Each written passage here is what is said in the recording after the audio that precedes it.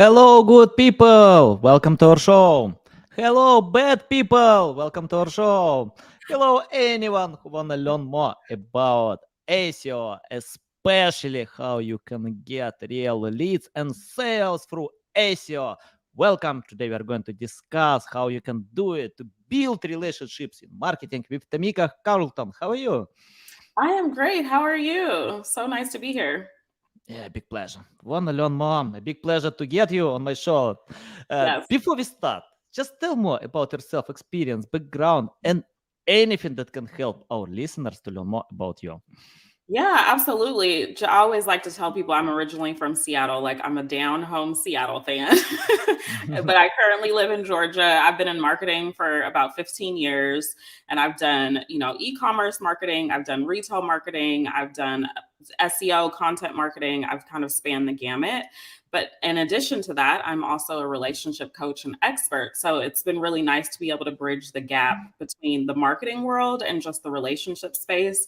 And I'm like very passionate about ensuring that we integrate both of those practices accordingly so that we can get the results that we need because we are all about making money and making sales and connecting to people appropriately. Yeah, nice. Love it. Love your experience. Awesome. I think without relationships, it's hard to go Yes. ahead. And many things what you can do to build relationships, even if you can get results, but if you have the right relationships, you can promote your products, you can help each other. So I love it.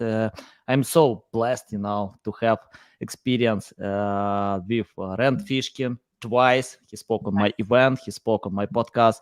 I spoke with Neil Patel, Lily Ray, Fabrice Canal. Yeah, and that's cool to have great relationships.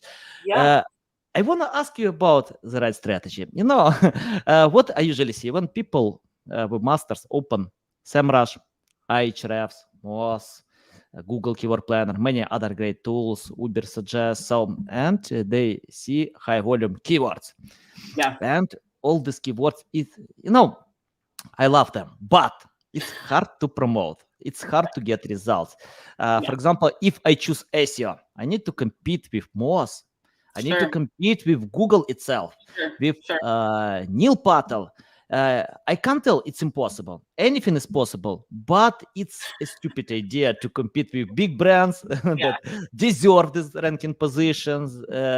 These brands have authority, trust, many things. You can create much better content, but it doesn't mean you can get these ranking positions.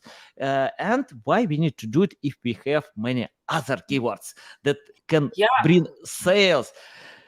Tamika, tell how to do it, how to find Yeah. these I mean, keywords that will bring listen. sales. Yeah. Great question, right? I think more than anything, that is the prize question for everyone.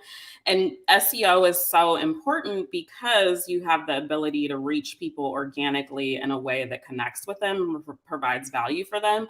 I think more than anything, when it comes to figuring out your keywords, a lot of times we're super overwhelmed. And like you said, you go on SEMrush and you're like typing in different keywords that you feel are relevant to your audience. And you can't really compete with the larger brands or the larger companies. My goal with my clients is to ensure that they really have a clear understanding of who they are, first of all, and who their target audience is, and niche down. It's not about trying to compete with the larger brands. It's about having a clear understanding of who you are and how you can reach your potential people. So I always say pick 3 priority keywords to go up for or to try to rank for first.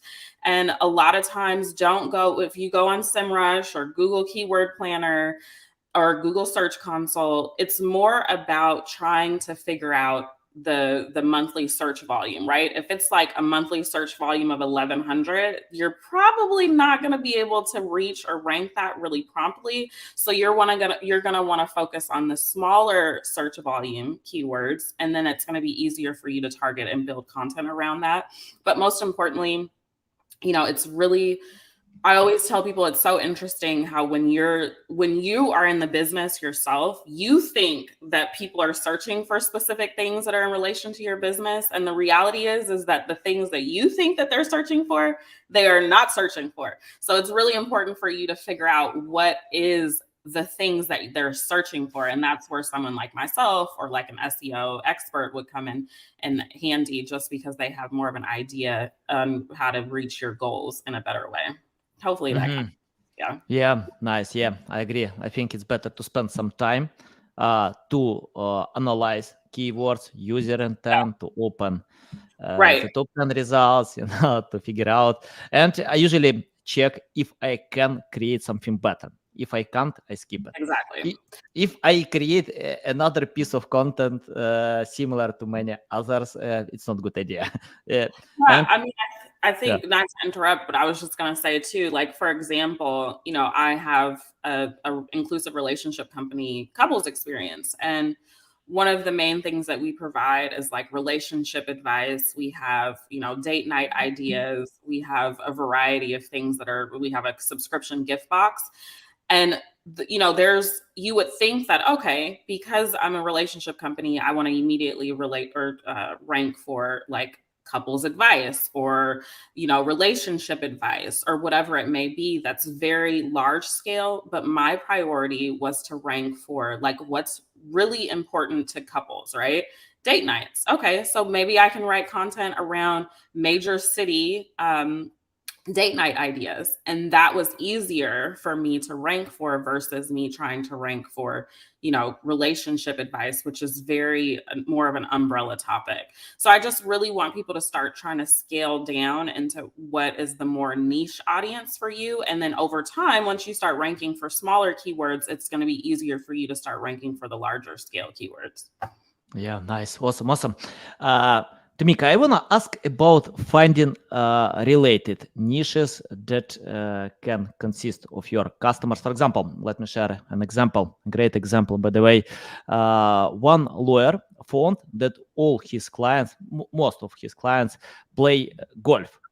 So Mm-hmm. he started to create content about golf to Mm-hmm. submit call to action, Mm-hmm. and he got million contracts, because all clients are playing golf. So can you tell how to find these topics? If my clients some have Yeah. interest in niches. So yeah, any tips about Yeah, that? it's like, what is your interest and what are you really passionate about? I think that, it's a lot easier for you to develop content around things that you're passionate about versus just trying to make, money really quickly or trying to get leads really quickly. So that would be my first recommendation. Like, what are you really passionate about? What do you really like enjoy? And then it's easier for you to suggest topics around those keywords. Like if you like golf, if you like swimming, if you like whatever activity it may be, it's very important for you to say, okay, I like golf, but what are the things that people are searching for related to golf? Also, you have to figure out what as you mentioned before, like user intent. Are you trying to convert people? Are you trying to just build brand awareness? Are you trying to is this like a transactional content piece? Like you really have to be succinct in figuring out what the goal is, and then it's more ideal for you to be able to create content around that. So I would imagine this golf person has developed a series of content pieces that are relative to like the struggles that people have if they play golf. Like what type of golf clubs are the best, like what type of shoes are going to give you the best type of quality golf experience. Like all of those things are going to be more related to the golf spectrum. And then people are going to start coming back to your site or continue to come back to your site. And over time, they'll start to convert. Yeah, I agree. I couldn't agree more with that, Yeah. because without passion, it's better to It's skip it. hard. It's Yeah. like, it's not the same when you're just not interested. You're just not going to be as invested. And if you don't have a why behind what you're doing, it's just not going to be able to take off as fast as it could if you're really, really passionate about it. Yeah, I remember one great advice from a book author, Mhm. well-known book author, Mhm. and she shared a story when another book author reached out to her and asked what to do, because he wrote a bunch of books, but nobody cares about Nobody knew. them. Yeah, he couldn't sell these Yeah. books, and he asked for tips for other book authors, and all of them tell perseverance, just go ahead. And he shared on this email. He suffered Mhm. a lot because he can't sell all these books. Right. And she replied to him, leave it. Forget about this niche. It's not for you. If you are Yes. suffering, just leave it. Find Yes. something else. Yes. Yeah, and I think without passion, you can't No. overwork others. You need to No. do it. Yeah. And it's like I always tell people, like, if you are trying to rank for SEO or rank for a keyword or whatever it is, like, what is it that you can go to? Like, SEO to me is really like you're having an online conversation with someone. When you have an online conversation with someone, you have to provide value. But imagine if you were having the same conversation in an in-person experience. What can you talk about for so long that you know what I mean? What can you have a long conversation about, no matter who it is, no matter what you're talking about? Focus on that niche, and you're going to be able to blow up because that is your expertise and that is what you're super interested in. And as you said, if you don't feel that way, leave it. Like, it's not Yeah. necessarily meant for you. You may not be in your zone of genius, as people like to say. Yeah, 100%. That's why I usually skip best practices. You know, when Yes. best practices can tell you need to Right. write, but if you don't like writing, leave it. You can film. Right. I tell people that all the time too. I'm like, an SEO can go into like social media platforms. Yes, search engines are important, but now we're really like galvanizing social media. Like, that's where a lot of our audience is. So it's like, how do you integrate the same keywords into other platforms or other methods of communicating with folks? Like, you don't have to always focus on just one specific thing. What is your way of reaching your people? You know, if you like to speak and you want to do tons of videos, add the captions, and those things will be found on search engines as well. So I just think that just do what you're really good at and like go Yeah. for it, because otherwise it's going to be a struggle and people see it. And that's why relationships are so important, because the point is that you're having a two-way conversation. And if you're not interested and passionate about whatever topic you're discussing, people are going to see that, you know, and they're going to be like, Yeah. I'm not really that interested in them. But someone else that's really passionate about it is going to get more of the audience. So, Yeah. I think for me, the biggest thing, when you are not passionate about something, you can't create quality content. no. Because someone who is passionate can overwork you, can be more creative. Yes. You do like a job, but someone can do like a hobby, like interest. So Yes. yeah, Well, and and nowadays yeah, it's like we have this wonderful thing called AI that's like taking us by storm, right? And it's like so many people have the ability to create content pieces without actually having to write it, right? yeah, But it's like, how are you going to differentiate yourself yeah, from those types of content pieces? You have to bring your personality, you have to bring your passion, you have to bring your uniqueness to the table. And that's going to create the relationship based exchange that's going to develop long-term loyalty with your customers or your clients. So, yeah, yeah. I love AI, and I think me it's a too. great tool. And uh, of course, if you set up prompt like how to play guitar, how to lose weight, Yeah. you get generic answers, nothing Right. special. But I usually uh, collect data. I spend Mhm. time to collect data. I can Yeah. write a bad copy, you know, with many grammar mistakes, but I add this data to ChatGPT and ask, please make something better. You know, just Do fix all something my with this. errors. Yeah, and it works well. For example, we edit press releases on ChatGPT, Yeah. and we got mentions on CNN, Business Wow. Insider Awesome. because of editing on ChatGPT. I never ask ChatGPT to write from scratch. I Right. can grab some ideas, but in Yes. most cases, I collect data, submit.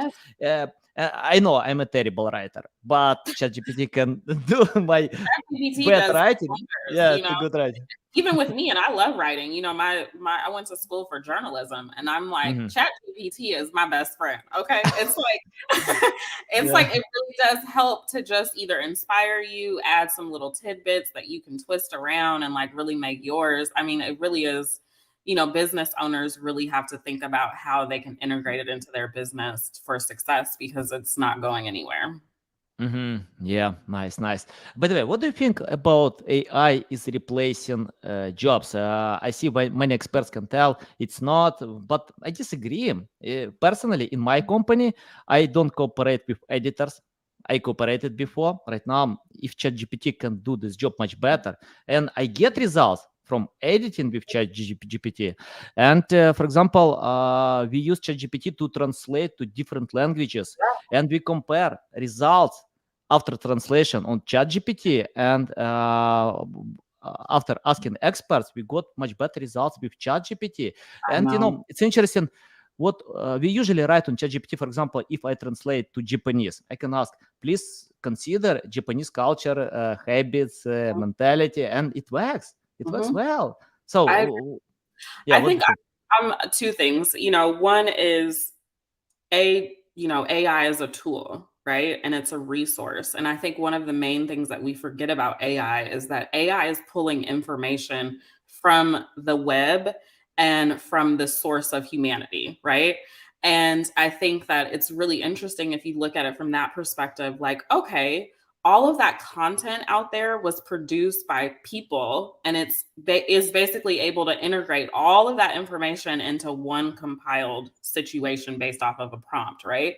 So I think we have to stop thinking about it making us, you know forcing people to maybe lose their jobs. We can start thinking about it like, how can we use this resource, and how can we be more intelligent to a certain degree and step our game up to ensure that we are providing more than this robotic situation is, right? Like, we're not automated. We are Yeah. the special fruit of the situation. So we're more needed than ChatGPT is, because without our content, ChatGPT is going to be pretty miserable. You know what I Yeah. mean? If we don't produce more, it's not going to have anything to provide for us. So I do believe that there's a struggle, like with the Hollywood like writing strike and things like that. We have to be sensitive to the fact that this is creative. Like, a lot of the stuff that we do is creative, and I want to make sure that like our creatives are being valued, and we are always seeing that without them, like, we're not going to be entertained. We're not going to be in a space that we're going to grow and evolve. But we also have to use this resource and ensure that we are aligned with how things are evolving. A lot of people didn't want to use the internet for a long time, right? But this is where we are, and this is how we need to ensure that we continue to evolve as a humanity, and we just got to switch up and be flexible with things. But I Yeah. mean, sure, it probably will take some jobs. I mean, that's just what's going to happen. But how do you ensure that you have the job that you want to have and that you are passionate about? Once again, we're going back to passion, because no one can take you out of that job. No one can take you out of the job 100%. that you are passionate about, honestly. So, Yeah, yeah. I think ChatGPT can make, ChatGPT provides a way to be more specific and have Yes. focus. For Yes. example, if you ask me to generate any text about accounting, about weight loss, I can't. You're I right. have this tool, but I Right. can't. I tried. I tried. Yes. My brothers asked me, please help me to write text about accounting. Of Right. course, I tried many things, but I don't know what kind of quality I get because I'm not specialist. About No. marketing, of course. About SEO, I can, but about other topics, no. So I think it's better to stay focused in one specific niche. So Yes. yeah, but yeah, Well, and it's a way to expand your knowledge. Like, I'm a little bit older, and I remember the encyclopedia. Like, people used to read the encyclopedias front to back, right?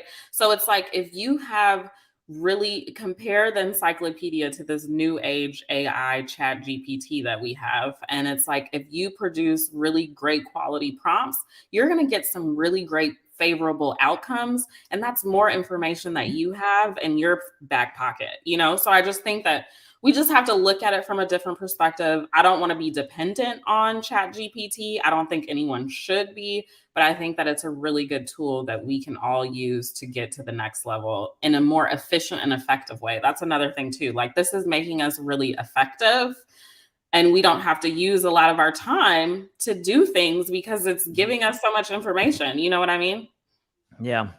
I think if you ignore this tool today, Yeah, your it's a niche will ignore you it's tomorrow. it's Uh, like it's like yeah, it's a struggle. It's gonna be a struggle for people that don't want to integrate it into yeah. their lives. I remember Jeff Coyle said on my podcast, co-founder of Market News, that in the Mhm. future we will have three companies. The first company will develop AI, the second company implement, and the third company will be obsolete, who can leave the trade. So I think I know even great experts who still ignore ChatGPT. I spoke with Um, them. Their methods work. That's okay, but I am not sure it will work in the future mhm. because your competitors can find the way how to overcome you by using this automation. And I don't want to tell you need to do jump right now, but it's better to spend some time to learn how, to think how to adapt. And Yes, for example, my brothers in accounting niche, they have good revenue, awesome revenue, and they told me they don't use ChatGPT, don't use any AI, and really. yeah, many niches still ignore this tool. I My God, checked, yeah, make I their check life if you. I easier. think in marketing most marketers use, but if we are talking Yes, about other niches, I most of them agree. You're ignore. right. You're right. I think people are just like, is it really necessary? Is it Mhm. really going to help me? I mean, it's just useful for so many different avenues that I just think people just have to be more open to it and give it a shot. I feel like if you give it a shot, you may be more inclined to use it again. Yeah. And you have to be, one of the things about ChatGPT is just, being very educated on how to do quality prompts. Because a lot of times, if you ask the wrong question or something basic, as you said before, it's like you're not going to get a response that's useful. So, Yeah, nice. I wanna ask about your passion. I open your LinkedIn profile and I see you're passionate about content management, SEO, digital marketing, social media marketing. I think everyone relates to marketing. Can you tell how you can be passionate about that? It's interesting. You know, a great a few question. times I got this question. It's boring. How you can be passionate about marketing? For me, it's not boring. It's creative. Oh, It's art. So your tips about that? so fun. I think, marketing and content marketing and just everything in the marketing world is really about language and communication, and it's like messaging, and that is so intriguing to me because it's like really trying to understand the psychology of human beings to take action to do whatever it is that you want them to do, whether that's buy something, whether that's to connect with you. It really is so intriguing to be able to figure out the logistics and strategy to get people to do what you need for them to do.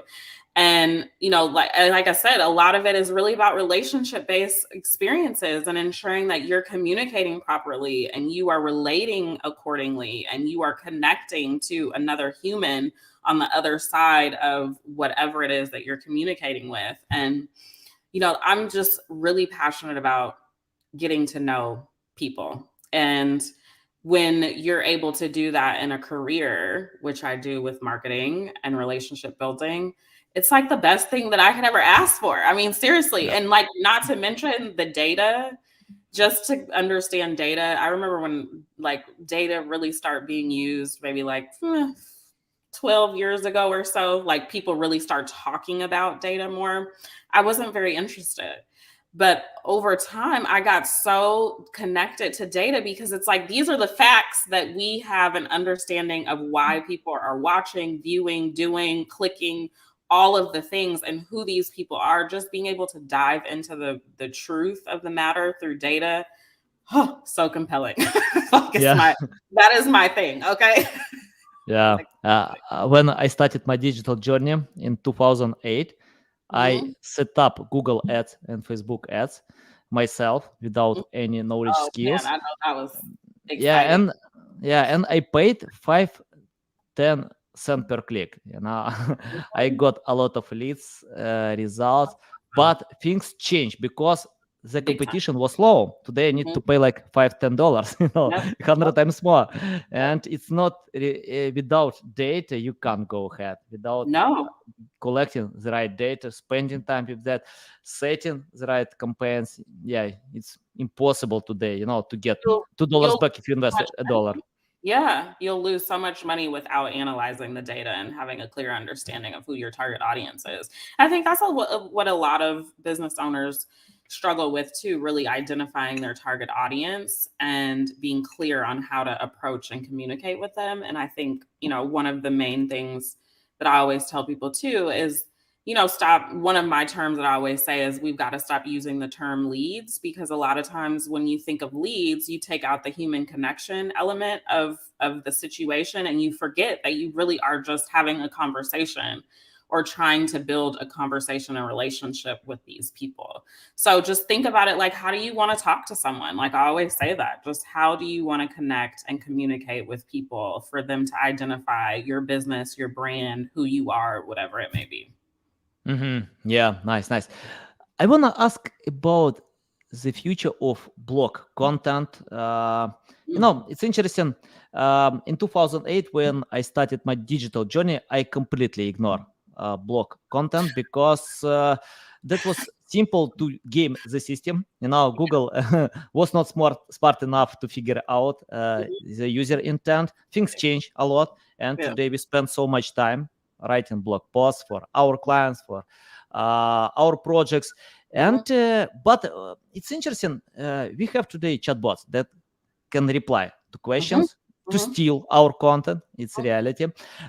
We get less and less clicks from Google itself because of paid marketing, because of feature snippets, and according to some studies, today it's better to pay attention to volume, not to getting clicks. And we have chatbots being Google is going to launch this SGA, search generative experience, and I'm not sure about the future right now, and I'm going to switch my attention from blog content to tools, to creating brand awareness. What do you think about blog content? Your perspective about that? That is a great question. I'm always, first of all, you're absolutely right. Like things are constantly changing and evolving, and you really do, in the marketing world, you really do have to be able to be nimble and adapt. I think blog content is going to slowly disintegrate to a certain degree. And when I say that, yes, there'll always be text information online, but I think that you need to really be able to have the only blog content that's going to be very important is if you can easily summarize it in like 3 key takeaways. So if you notice like a lot of larger companies, maybe like a HubSpot or a SEMrush or whomever, they immediately have like the 3 key takeaways at the higher part of the blog, because at that point, that's the only Google can crawl it easily. Humans can crawl it easily. So I think blog content is going to slowly disintegrate from a long form to more short form. Another thing that I think too is, video content is going to continue to blow up. And if you don't have, your blog content or whatever it may be in video form, you're going to be in a very bad place too. And just, always say too, at some point, Chat GPT is going, or AI is going to continue to need more information. And if you're not the source of any of that information, we have another problem as well. So whatever niche you're in or whatever business you're in, you really do need to continue to release, whether it's video content, whether it's, small form content, whether it's social media content with appropriate hashtags, whatever it may be, you really need to make sure that you are going to be the source for specific information. Yeah, nice. Yeah, I agree. We need to adapt in marketing. If you want to work in this niche, you need to adapt. And marketers on TV and radio, newspapers didn't lose their jobs. They adapted to digital. I know. Seriously, and that's what's happening. I mean, what's interesting though is like we still have, the Washington Post or online platforms that are still doing favorably well, but they're switching up the way that they deliver content too. It's like everyone has to do it, and unless you want to get left behind. Yeah, 100%. Oh, yeah, my dog's starting to take part on this podcast to share opinions. Yeah, and you're like, I agree. yeah. Okay, I need to to open the door for my cat, but I just asked one question before. I want to ask about mistakes. In Mhm. marketing, we do a lot of testing, experiments, Mhm. and I made a lot of mistakes, some of them terrible mistakes, but I think everyone has Yeah. such experience. Neil Patel shared about that, many great experts. So, can you tell mistakes that we can avoid? For example, some mistakes we can learn from them because I think everyone starts from best practices, can fail, find Mhm. their way. But what about mistakes that we can learn before doing something? Yeah, I think, listen to other people's experiences for starters so you don't make the same mistakes. But one of the main mistakes that I think is really easy for you not to make is to prioritize, putting yourself on the wrong platforms, like whether that's, social, if you're not a social media person, as we've talked about before, if you're not a podcast person, don't do a podcast. If you don't want to be on Instagram, don't do that. Like, you really want to make sure that you are being in the place that is fruitful for you. I think a lot of times we all get very overwhelmed by all of the things, and we are more inclined to make the mistake and be in the wrong place at the wrong time versus just being in the right place that we can stay in our own lane and do what we need to do to deliver the appropriate message. So I would suggest just always thinking about what you're passionate about, and once again, passion, what you're passionate about and where you can provide the best value versus just doing everything. And listen, also, paid advertising is great, but I think majority of marketers probably have made mistakes in the paid advertising space. Yeah. And a lot of that is just because you don't have an understanding of who your audience is. And once again, just really hone in on your personas, your ideal client, all of those things so you don't make the mistake of spending a lot of money for no reason. Yeah, nice, nice. Yeah, love it, love it. Awesome. I think, yeah, Awesome. that's cool to have mistakes, and I Great. agree. I agree about passion. Because passion only can push you forward if you Yes. make mistakes. Because Yes. people give up fast. Yes. According to some data, most podcasters don't record more than 8 episodes because they can't get Oh, results. I yes. I really don't know how to do it, how to get results from 8 episodes. It takes time. I remember some tips from Mr. Beast, and he told you need to film 100 bad videos. If you Yes. uh, only after filming 100 bad videos, you can get experience, you can acquire Yes. experience. You know how to create something better, much better, and you can Yes. go ahead. It's not like to read 100 books how to film YouTube No. videos. Yeah, you need to Well, and I test, just to make hands dirty. Yeah, right. One of the things, recent thing that I read too is like the first time you do anything, it's gonna be terrible. Like yeah, no matter what, 100%. no matter what it is, if it's your first podcast, your first blog, your first business, like whatever, or your first business offer, whatever it is, it's not gonna be great. So just do it, and then so you can hurry up and get to the next thing because at Yeah, some point, a lot of times we all like want everything to be perfect really quickly, and the reality is that just is not how life works. It's yeah, just you got to earn your keep around here in life. yeah, So just be 100%. consistent and keep it up. Yeah, and it's not a bad thing if you give up. And I Yeah. personally gave up with some project because I hated them. you know. And- Right. Let's be clear. Right. And I think yeah, people feel bad for that too. Or yeah, they like change their business offer because it yeah, wasn't working. And a lot of times, if it's not working, there's a reason for that, right? Whether yeah, it's you're not passionate, whether you're not being consistent, whether you're just not simply good at it. Like, don't try to do what or produce what you're just not great at. yeah. And I remember when I started one project because I found marketing. uh, I found some gap in market, and Hmm. Hmm. I got the I've feeling been I there. can fill this gap, and I hired a big team, a lot of people. Spent 3 years, and I hated Monday. I loved Friday. And after 3 years, I gave up and thought, no way, I will never take anything That was that so are fun. not related with my passion. For example, I can play basketball, I'm so bad with that. But I'm not waiting when someone will pay money for my hobby. It's my hobby, Right.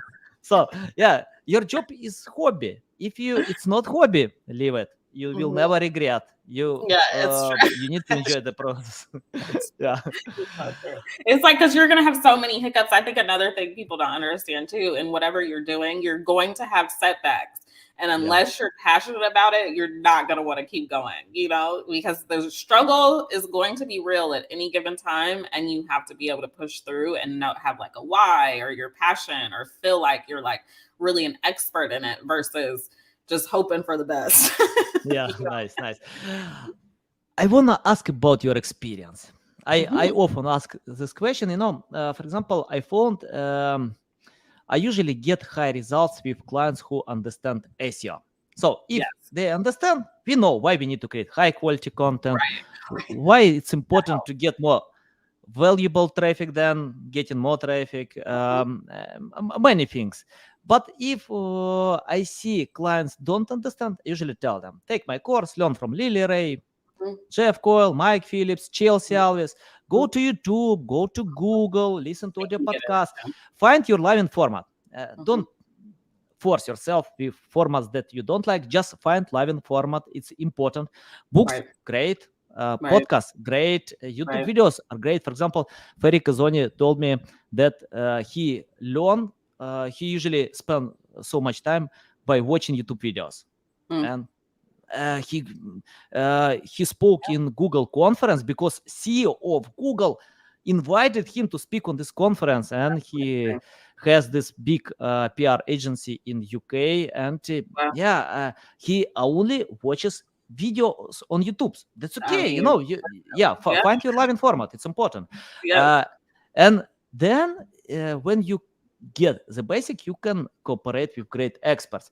I want Mhm. to ask you, if you started today from scratch without any experience, knowledge, skills, it's your first day in SEO. What will you do today if you need to learn the basic?